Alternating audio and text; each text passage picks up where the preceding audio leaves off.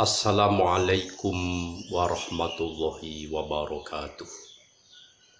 Aun awik nam astu. Salam sejahtera teruntuk Bapak Ibu semuanya yang dirahmati Allah. Pada kesempatan hari ini kami akan mengajak para Bapak Ibu semuanya untuk mengenal lebih jauh pusaka-pusaka peninggalan para leluhur kita yang adiluhung. Yang salah satu di antaranya yaitu pusaka yang dinamakan dengan keris. Bapak Ibu, nama keris ini adalah nama yang dalam taraf bahasanya, kromonya adalah kromo ngoko, di mana ada tingkatan kromo alus dan kromo inggil. Kalau dalam kromo alusnya, keris ini dinamakan duwung, sedangkan untuk kromo inggilnya, keris ini dinamakan curigo. Keris yang berarti kekeran dan aris, di mana orang yang memiliki keris ini merupakan pagar seseorang yang punya kebijakan, punya kebijaksanaan, punya ketenangan, dan punya kewibawaan yang halus. Sedangkan duwung ini berasal dari kata udu dan wung yang bermakna kuwung. Artinya udu itu memberikan sesuatu atau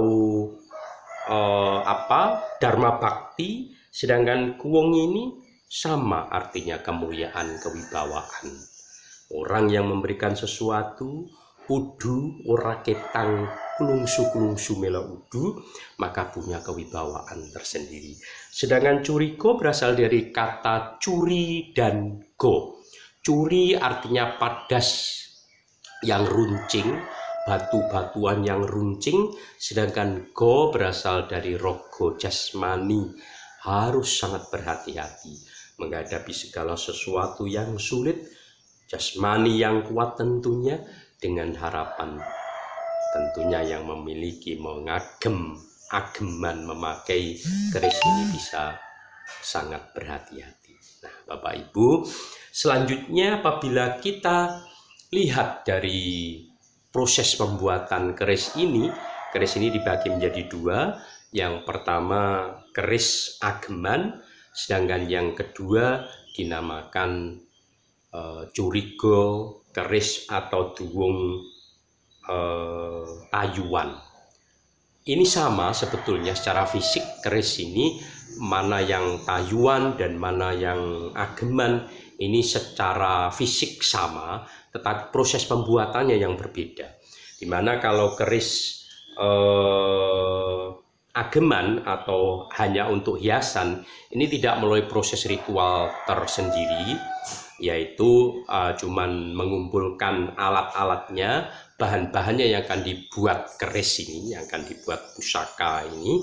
Nah, kalau yang tayuan ini memerlukan proses waktu yang lama, terutama di awal pembuatannya. Nah, kalau yang keris ageman, hiasan, ini setelah mengumpulkan 3 bahan untuk membuat keris ini, yaitu besi asli, kemudian tembaga, yang kedua besi penawang, ini setelah sudah ada bahannya baru dibuat.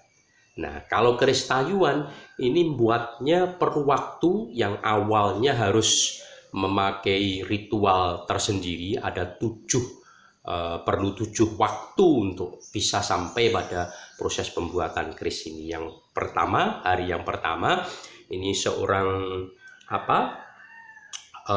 empu yang ahli membuat keris ini.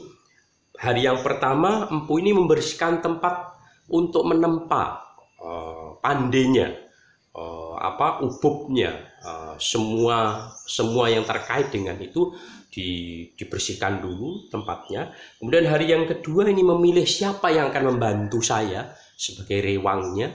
Kemudian hari yang ketiga, Empu ini menyiapkan bahan-bahan sebagaimana membuat keris keris perhiasan tadi, keris hiasan atau ageman tadi. Nah, hari yang keempat ini dikumpulkan siapa yang akan membantu nanti hari yang keempat itu, sedangkan hari yang kelima itu diadakan selamatan. Jadi tetangga-tetangga yang dikumpulkan semuanya untuk diminta izin, mohon doa restu, mudah-mudahan dalam proses pembuatan keris ini nanti tidak ada alar yang melintang. Dan hari yang keenam ini baru mantra-mantra itu dilafadzkan oleh Empu, sedangkan artinya mantra yang akan dimasukkan di dalam keris ini. Kemudian hari yang ketujuh, pagi hari sebelum terbit matahari, Empu ini mandi keramas dengan memakai air murni, air asli ya, bukan air yang lainnya, tentunya air alami, dan di dalamnya ada bunga 5 rupa, 5 warna, kantil, melati, mawar, kenongo, dan yang lainnya.